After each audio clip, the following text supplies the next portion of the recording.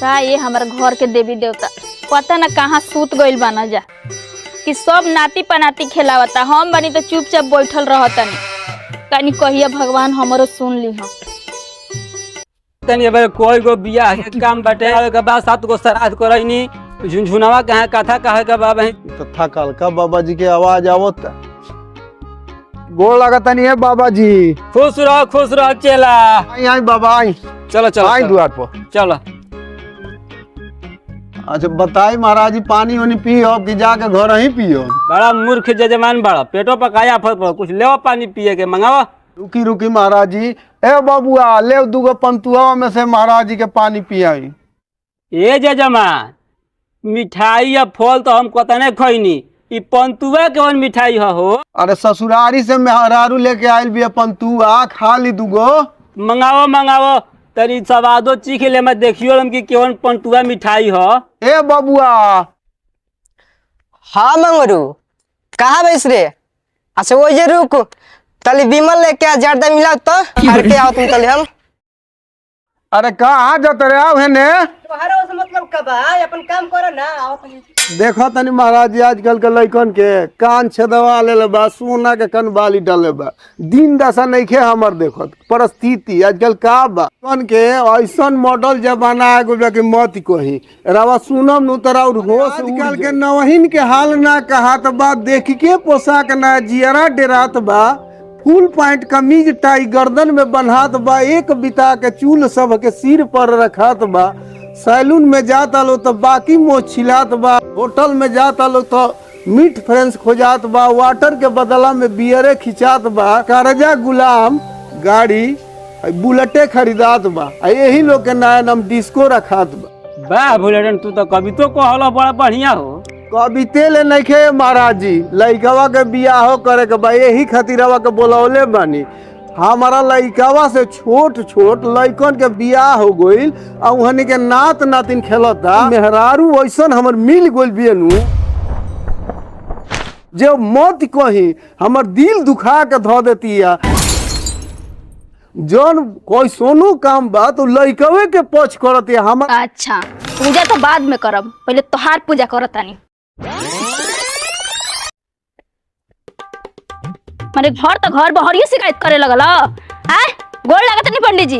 करियावा के ये मन करता ना कि भले बिना मरद के रही, लेकिन एकरा से जान से मार देई। अरे गोड़ लागत नहीं जी पंडित जी। खुश रहो जजमानी। अरे भगवान हो भगवान, हमर किस्मत फूटल रहे के होसे न करिया मरद के है आ गइनी।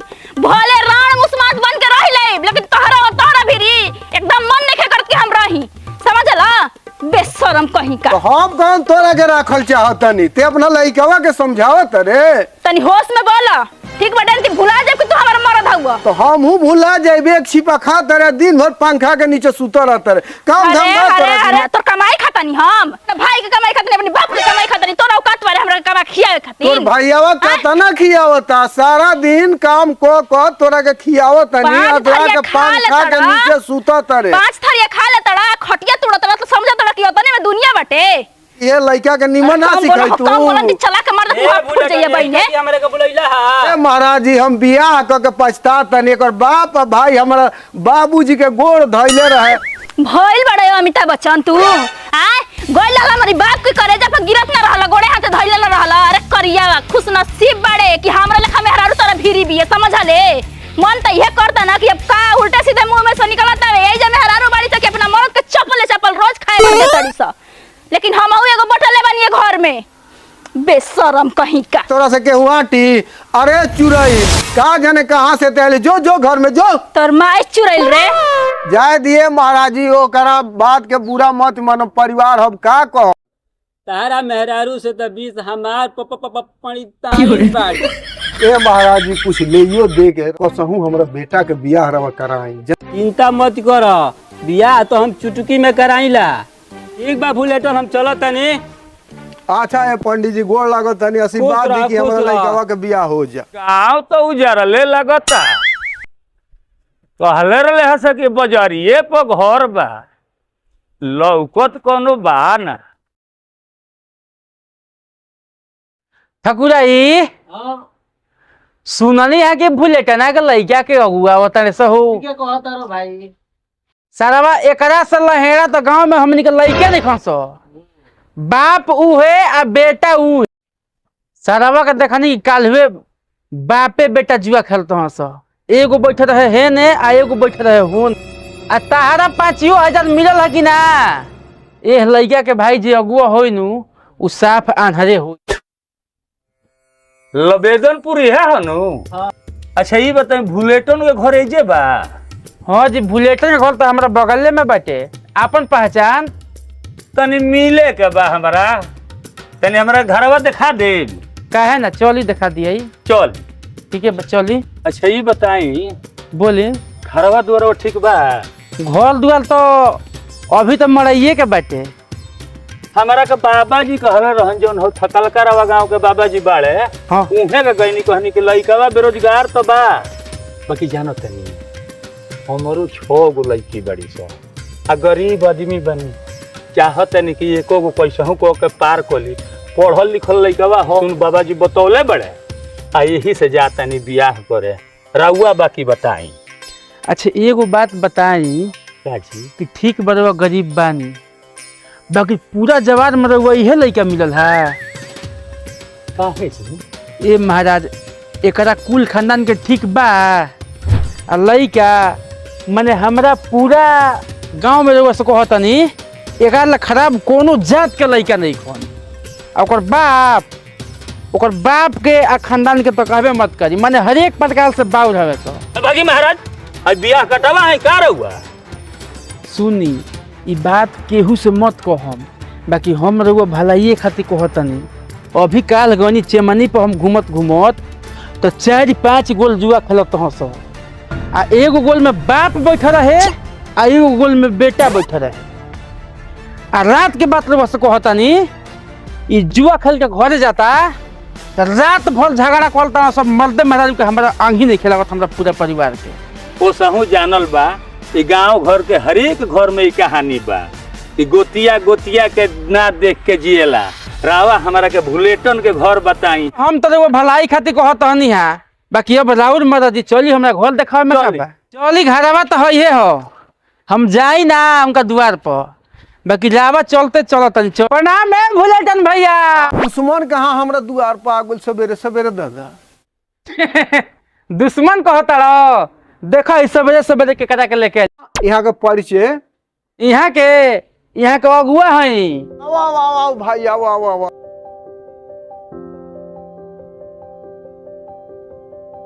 ए बबुआ ले तो कुर्सी उर्सी ले आओ। अच्छा ये बताई रास्ता में आवे के कोनो परेशानी ना भइल रउरा? परेशानी ना भइला। यहाँ के रवे गांव को ही भेटा गई नहीं रहिए में नहीं है यहाँ के रवा बारे में रवा लइको के बारे में। बुलेटन भैया तहारा परिवार के जितना बात बाटे तारा लइका के तारा कुल खानदान के सब यहाँ सब बता दिले बनी। टेंशन नहीं खेले कि यहाँ के कहीं भागम ना। तनो बड़ा तो अपने नु हवा बहुत बढ़िया काम कैले है। ई बात हम सारा जिंदगी ना भुलाई। यहाँ का कातना रवा खानदान के बारे में लड़का के बारे में हमारा के बतौनी है। उ तो हमार करेजे जानता। गिरगिट के तो रंग बदलल देखले रहनी है, उ झूठो के बदनाम बा। आदमी बाकी रोवो गांव के कम नहीं खन। हाँ कौन रंग जी? अच्छा बड़ा मत दे। यहाँ के कहतनी कि उजर कपड़ा पहनले बानी कहीं रंग मत पड़ जाओ। हाँ यहाँ के जौन कहतन तौने सही। बाकी बताई लइकवा के बियाह रवा करे के कुछ लेबो देबी?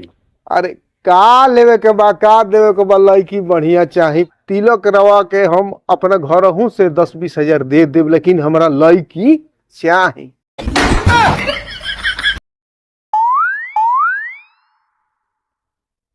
बियाह खातिर धधाइले बड़े। तब तो बुलेटन भैया सब ठीके बाटे, काम के आगे बढ़ावल जाओ। पंडित जी तो गोइल बनिया क्रिया करावे। प्रणाम। प्रणाम प्रणाम। ठीक बा। और साला हमारा के लोग आवारा गवारा लोग कहत न देखाई मैं साला। ए हट साला बैठ दे हमरा के। हट अब रंगदारी हमार चली हमार। अरे देखो सा हमारा नौकरी लग नौकरी देख देखो सा हमारा ग्रुप डी में नौकरी लग गए। अरे हाँ मिठाई का पार्टी हो ऐसा एकदम 10 घर ले अपन पहले हम बाबूजी माई बाबूजी खुश लोग बतड़ा खुशी के बात बजे माई नौकरी लागल हमारा ग्रुप डी में आहा अहो ई ग्रुप डी बड़का अफसर है कोनो हाँ जी पुलिस देखले बनी एसपी देखले बनी ओकरो ले बड़ पद पे हमर लइका गइल बा समझनी।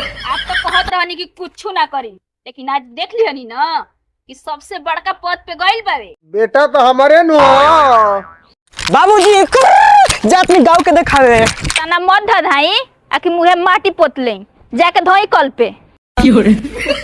ओ लड़की के भाग बड़ा बढ़िया बा काल्हे अगुआ आवे वाला बड़े सो लड़का के नौकरी लाग गई लड़की बड़ी अच्छा बिया। एगो बात कह दे तनी 100 बात के एक बात हमार भाई माना कइले बा शादी खातिर समझनी। आ शादी होई ये कहीं शर्त पर दान दहेज ना मिली तो शादी ना हुई। अब अहो ई तो मुंह मराई वाला नु बात हो गई 10 गो समाज में हम जबान देले बनी काहे ऐसे कहत रू। ओहो लगता कि आपके जबान देश के कानून हवे कहीं होश हवास में बतियाई समझनी कि नहीं हंस कि नौकरी चौकरी लइकवा के लाग गइल दान दहेज कुछ मिलबे ना कोई बात बतिया तनी हमारा इज्जतिया के का होई नैहर में मुंह देखावे लायक रहब वही द बात बोले के तो बड़े बड़े फेंकी ना बोले कुछ करे के ना धरे के। एगो बात पहले आप ले बता दे तनी 8 लाख रुपया एगो 4 व्हीलर गाड़ी आ सिकड़ी आ अंगूठी अगर इतना वो लोग दी हैं जकरा के आप जुबान देले बानी तब तो शादी होई आ नहीं तो ना होई। गोड़ लागले महाराज जी खुश रहा। आज कोहनी है लइकावा के बियाहवा सेट करइले बनी और ओकर करी लाग गई हो बियाह करे के उ तो तैयार बा ओकर मौगी नहीं खे मान बियाह ना करी है हमारे नाव होता कल का पंडित बियाह ना करी है तो उनका लड़का के श्राद्ध करा दे। देखी ही तो आ गई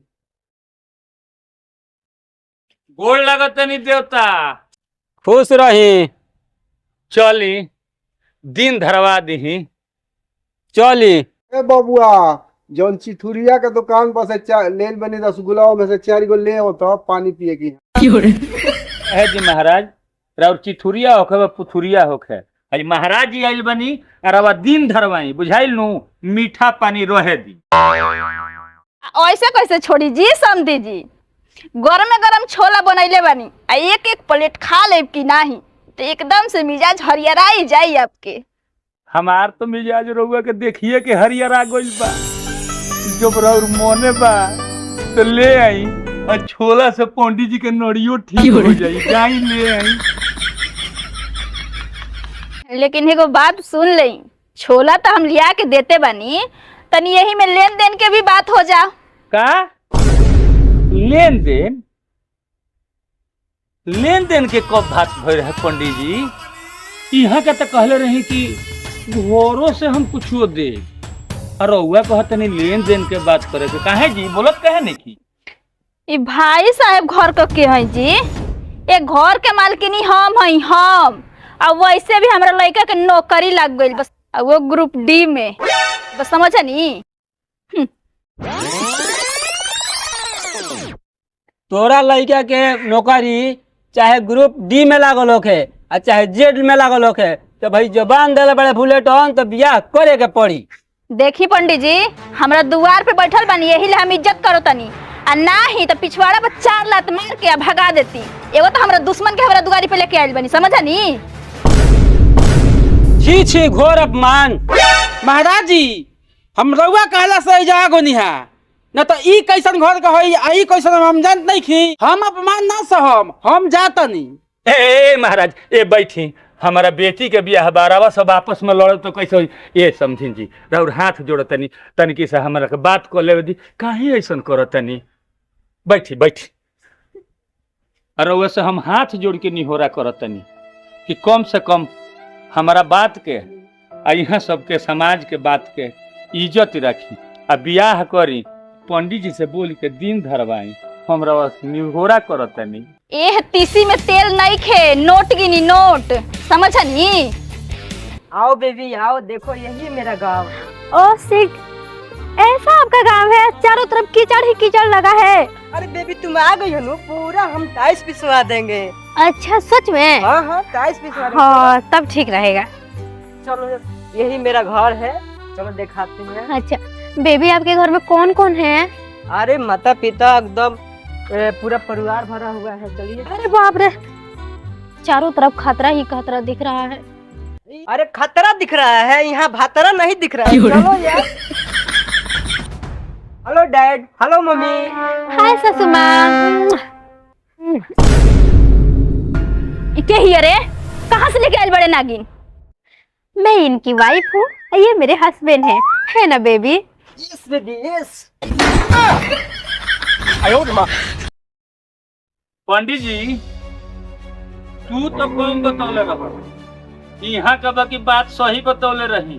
वो तो ठीक भइल कि ऐसा घर में हमार बेटी नहीं थे। और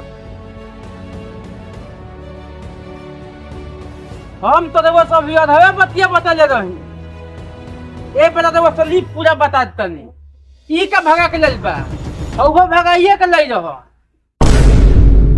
महाराज जी ठीक भइल कि समय से पहले आंख खुलल। ऐसा भगौआ परौआ खानदान में हम कतनो गरीब बनी तो अपन बेटी ना बियहब, हम कहीं और जोह ले आ चली हम एजा से चलत तनी। आ रउआ सबके ई बियाह बहुत बहुत बधाई होखो, और रउआ सब अपन घर द्वार राखी। प्रणाम। हाय रे करम, जौने खातिर अलगा बहनी उहे मिलल बा खरा। सोचले रहनी कि हमरा के दान दहेज मिली, लेकिन एगो कौड़ियो ना मिलल, अठनियो।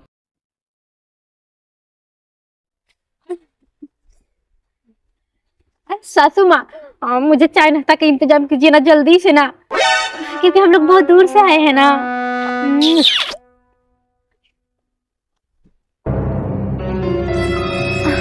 चलो बेबी जल्दी से ना मेरा वाला रूम दिखाओ, ठीक है?